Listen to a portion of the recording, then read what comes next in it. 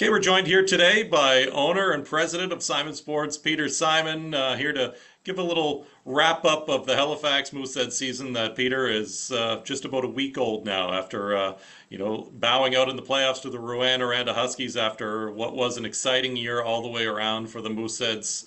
Maybe just start by telling us and telling fans what your general thoughts were on the season and, of course, that monumental first round upset.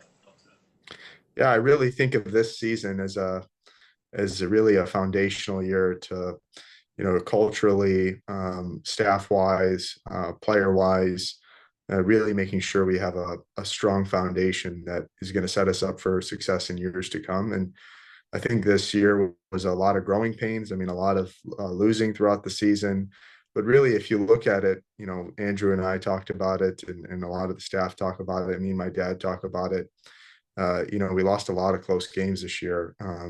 So I think that sort of built character into the postseason and built up a level of resilience that the guys really showed in that first round and throughout the playoffs. But really, overall, very, very happy with this season. I think, the guys competed hard every night. There was a great energy in the building, thanks to our fans who just showed so much support for the team the entire year. But really, we gave it our all every night, and we competed hard. And we had a great leadership group in Braden, Jacob, and Brady, who really set the tone, and really led the guys in a very, very positive way. So, a lot of great things this year, a lot of great foundational steps that will hopefully lead to great success in the future and really set the table for hopefully a better season next year on the ice in the regular season, and then some more playoff progress. Yeah, a great first step for sure in the rebuild, and maybe a part of that rebuild you could touch on was the first year of head coach Andrew Lord behind the bench coming in. You guys did an extensive search to find him and bring him in and join Brad McKenzie, who's been here for quite some time. Brad got a promotion to associate coach into this year. You bring in Chuck Grant as well, the goaltending coach, and Morgan McDonald. Give your assessment on that group and what they were able to do in your eyes. Yeah, this was Andrew was, I would say, an out of the box hire from the standpoint of, like, a lot of, people were thinking, we would maybe look at some others, but, we really wanted to take an extensive search when the season ended last year to really bring in, the right person, and take our time in doing that and not rush the process. And Andrew played such a huge part in this season. You just look at his energy and his positivity and his motivation. And I always say I went in to see the coaches after we lost game 3 versus Rouen. And I'm thinking I'm going to go in there. We're down 3-0, and maybe there's a sense of belief that this might be the last night. I mean, there was not a sense of that we weren't going to come back, and we weren't going to try our hardest, and we weren't going to try to get back into the series. And you could tell that belief, and that trust that he has in the group, and that constant pushing them was a huge part in the reason why we had the season that we had this year, and the reason why a young group like we had was able to really prove a lot of people wrong and to give it their all and to never give up. So I really think Andrew's personality, first off, is a huge uh, positive that really gets the team going. And then you look at second, the work that him and the staff put in throughout the year. This season was incredible. Coming to the rink early, before practice, before the players got in, setting the tone at practice. Really making sure that the practice pace was high. A lot of hard work that went into the season, and Andrew did an incredible job getting the most out of this group. So very, very happy with Andrew and the staff, and I really think Andrew would tell you this is just the start of hopefully what we want to build in the next couple of years, and it's a process, but it starts with a season like this where you have to really set the table and you have to really make sure that the fundamentals are strong.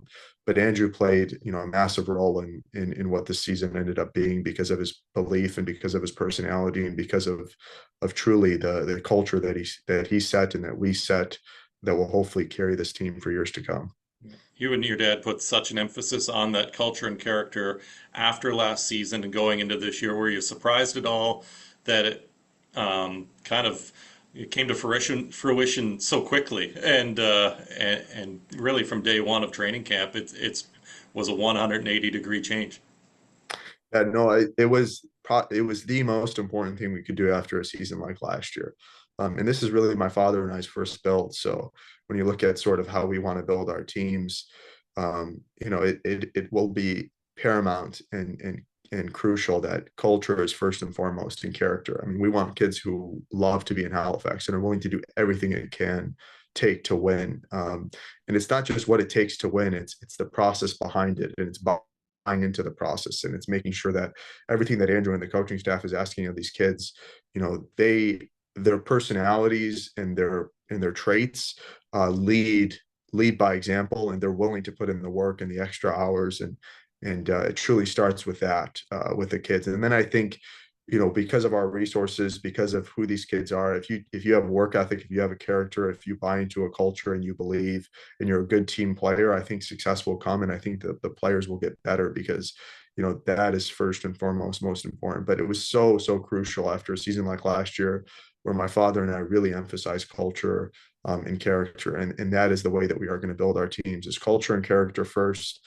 And then we build off of that and we develop. But it starts with culture and character, and we want kids who are all in, and kids who are close, and kids who bond with one another and are willing to do everything that it takes to win, and really are all into what it takes to be success. Yeah, I know it was noticeable for us. It was obviously noticeable for the fans as well, who showed up in really record numbers this year. Fourth highest average attendance in franchise history, and that's coming in a rebuild season. So obviously, that's what they were clamoring for, was a team that they can get behind and support, a team that shows that they care on the ice. What can you say about the fan support in Moose Country? Really no words to say how much I appreciate. Moose Country is so special, and when my father and I talk about why we care so much about the team and why we want them to succeed, it's really because we see how much it means to the community, and how much the fan support is just, it's off the charts incredible, and we could not do it without them. Uh, they really are the most important people that we have within the organization, is our fans. I mean, we can talk about players, staff, all that, but it doesn't work if we don't have the support from the fans like we do. And even in a year like this where there was a lot of losing, hopefully the bright spot is the fans saw, and our supporters saw that there's a lot to be excited about in the coming years, and there's a lot of nights where there were a lot of close games and diverse teams that are much more further along in their process than we are. But we could not do it without their support, and they truly are the best fans in the world. My father and I, we are really just stewards of the team, but the team is really owned by the community, and really our fans should take a sense that they own a piece of the team, because we are only as good as our fans, and the team only goes as far as the support. So we could not thank them enough, and just really, like, we will do everything in our power to make sure that this team continues elevating both on the ice, for the product, and off the ice in terms of what we're doing for our fans, and the experience throughout the games in the arena. Yeah, I know there's lots of chatter already amongst the fans about what direction this team will take. It's a very important off season coming up. We'll get your reaction to the third overall pick, kind of staying put in the draft lottery, and a very good pick there, and some of your thoughts on you know maybe some additions via trade, what have you. What are the plans for this off season? So I would say, it's funny because it would have been great to get the first overall pick, of course, but you can't always get lucky in that sense. But we were the only ones who did not move, actually, in the draft, which is interesting. I mean, so listen, we're very happy at the third overall pick. I think we're going to get a great player, and we're going to get somebody who's going to come in and contribute next season. So really excited about seeing what we can do with that pick. And then in terms of like I think this offseason is sort of twofold. Number one, it's paramount that these kids spend time really improving and developing themselves, because we have a ton of returning players next season, and the biggest step that we can take is internal. We have a lot of players that are coming back, And if they take that step, and now they're going to have about 3 or 4 months to really work on their games and develop on what they need to get better at, that is going to lead to a lot of success next season if they take that step and if they really put in the work this offseason. I was telling them at the end of the year when I spoke to the players that the best NHL players, the best businessmen, the best athletes, they're not only the most skilled, they're also the hardest workers. And that means when people aren't watching, that means in the summertime, they're putting in the work. You spend time with Nathan McKinnon or Sidney Crosby, you'll realize that they're not only the most skilled guys, they're also the hardest workers. So for our kids who are coming back next season and our returning players, really taking the summer to improve their games, to work individually on their development, and to really take that step and use these 4 months to better their games, both on the ice, off the ice, in terms of mentally strengthening themselves and being ready to come back for a very competitive camp. So number one, internal development. Number two, we are going to have opportunities, of course, now with the European draft being expanded to two more players. We're going to have a lot of options there to bring in a couple players that can contribute. And then second, we have no 20-year-olds coming back next season, which is very, very interesting. So we're going to have options there that other teams don't have, or that other teams aren't as flexible as we are going to be. So definitely going to take a look at that. And third is the U.S. now being a territory that we can look at signing free agents, really having some scouts there that can find some talent. So making sure that these three things, taking the time this off season to get these three things right, but really not we don't want to rush into any situation because it is a process and we are developing these kids. So we don't want to make really, really uncalculated decisions or rush into decision making. We want to take our time to really make sure that we're doing the best thing for the future of the team. Well, it's going to be exciting for sure. Again, of course, June 6th and 7th is the QMJHL entry draft in Quebec City, which will be a massive weekend for the Moose. And then, yeah, you mentioned the European draft, really not officially out there yet, but is going to go to 3 players. And am I correct in saying that you can now trade those picks once again, which you haven't been able to do for Yes. 10 or Yep. 12 years? Yes, exactly. And I think this is all part of, our league adopting and really, we have to be flexible and we have to adapt to the environment. And I think, adding another Euro, being able to trade those picks, especially now with the US opportunity that we can tap into, it's more expanding the talent pool. So really making sure that have the best players in our league. Yeah, well, I will mention the last year that you were available to trade those picks, the Mooseheads ended up with Nikolai Ehlers and Timo Meyer in the same draft. So Not too let's make bad, that right? happen again. Yeah, not too bad. Not too Well, you, bad. you talked about players returning and what they have to do. One player has graduated, but is returning for this summer here in the office. Tell us a little bit about what Braden McPhee will be up to. There's not enough words to say how much everybody just loves Braden. I mean, whether you're in our position or whether you're a player who's a 16-year-old who just got. I mean, everybody loves Braden. I mean, he's just when you talk about a Mooseheads ambassador and somebody who really embodies what we want with our team. I mean, he's all heart. I mean, he's all hard work. He's such a positive attitude. And for a lot of these players who want the opportunity to learn the business side or want the opportunity to expand sort of their knowledge. Braden is a no-brainer because I know he's going to be successful with whatever he does in his life because of who he is as a person. And he really is family. Like this is more than anything a family. So with him, really having him, understand, doing some business work with us this off season, understanding what it's like on the other side. I mean, getting some experience there, but he's a very smart kid too, so we want to learn from him because he's been extremely successful with what he's done. But this is truly a family, so we want to help our players on the ice, off the ice, to really better them as people, and to help them really take the next step in their lives. Because I think the hockey side is one part of it, but I think there's always the development as a person. So we love Braden. I mean, he's an unbelievable kid. and we just want to help him in any way. But we're so happy to have him in the summertime. And I told Braden, Brady, and Jacob, like, even though they're graduated, like this is, they'll always be a part of the Mooseheads organization and the family. So in future years, like just because you aren't on the team per se playing in the game doesn't mean you're not part of our team. So really, like you are still part of the Mooseheads organization. And Braden having a chance to work for us this summer is just an incredible honor. Well, you mentioned helping to better the players. I think they're going to have an even greater chance to get better because of what you're building at Scotiabank Center. Give us a timeline for those who don't know. Brand new dressing room on the way in a different location in the building and kind of massive as well. So talk about that and what the timeline is there and some of the highlights. Yeah, so the dressing room will be done in end of August, hopefully early September. Be ready for just at the end of training camp, but definitely for our first regular season game. We're taking a spot right across from our current space, and it's going to be just over 4,000 square feet. You know, incredibly modern, a great place for the players to really really be proud of the brand and really like we want to provide the best resources for the team.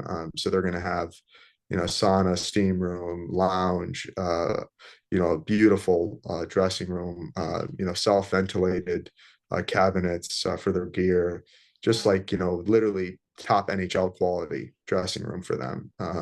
Which is really like, yeah, I joke around, but hopefully in a few years, players who go to the NHL that play for us, or they even go elsewhere after their careers are done, they'll say they actually, ended up maybe downgrading a bit because of our facilities. That's the goal. So we're big on sort of, we want this to feel like they're part of an NHL team, just from the facilities, the resources that they have. Like we really are big on that, my father and I. So very excited about that. They'll have their own entrance to the arena too, which is going to be awesome for them. But we hired a great design team, the same design teams that NHL teams have used for their dressing rooms. So we're not shortcutting anything with that.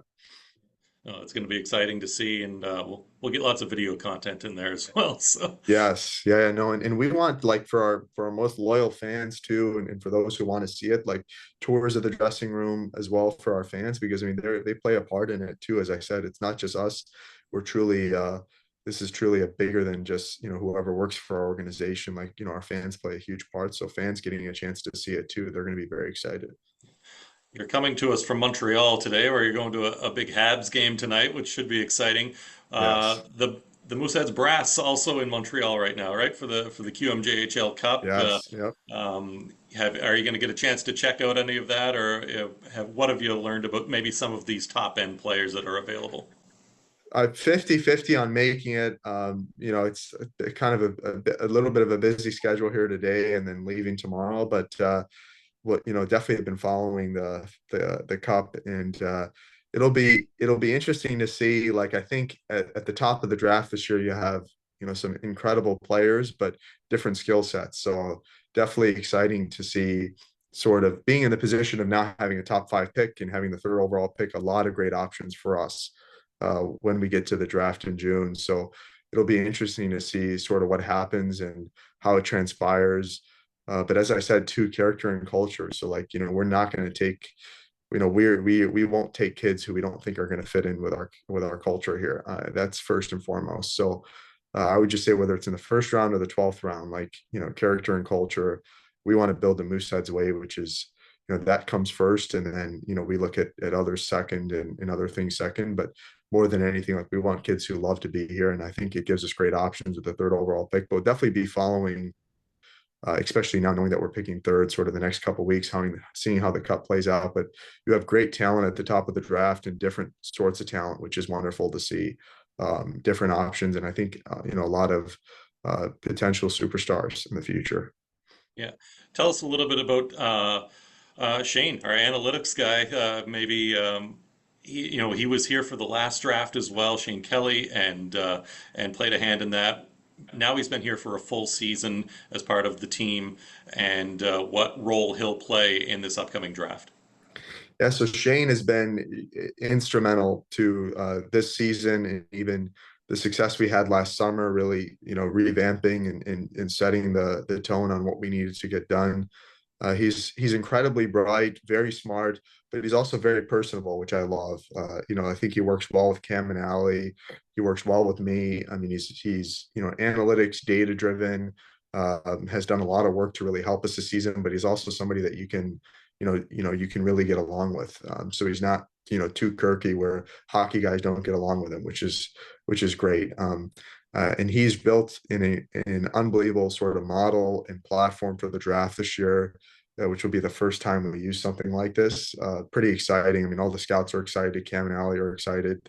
It's fully bought in by everybody, but it'll really help us at the draft and then moving forward. And then even like in the off season and as we got into the trade deadline, I mean, having him as a resource with some of the things that he's done, really on the data and analytics side to help us. I mean, it's instrumental in our success, and he's been so important for us to take sort of the next step that we want as an organization. But he's a great person, first and foremost, really cares about the team and gets along with, Cam, Allie, Andrew, and is fully bought into what we want to build here. And is getting buy-in from Cam and Allie, the scouts, because he is such a good person that you want to work with and really is knowledgeable. But I think of the draft, like we're excited to see what this new platform can do, and we're going to be drafting players and stuff, and sort of a new thing for the organization, but something that will really help us. Yeah, absolutely. And looking forward to it. Peter, before we wrap up, anything else on the top of your mind that you want to add to this? Truly just want to end with, like I said it earlier when we spoke, but could not do without the support of you, our fans, and the community. We love Halifax. We love our team. We will do everything in our power to make sure that this team continues to take the next step, next season, and from there, build a contending team. And we want to win a Memorial Cup. I mean, let's not sugarcoat that. Like that is our goal. We want to win a Memorial Cup, and we will do everything in our power to get there, and hopefully, many more in the future. But we love the team. We love the community. We love you, the fans. You're our most important asset, and we could not do it without you guys. And the support all season long, it really is heartwarming, and it's touching to my father and I, and we feel such a sense of responsibility, but a true honor to be in the position to help this team. And we will make sure that we do everything in our power to get there. And you guys play a huge part in that. And be ready to rock in September, because this team, I'm telling you, is special. So we're going to continue building this.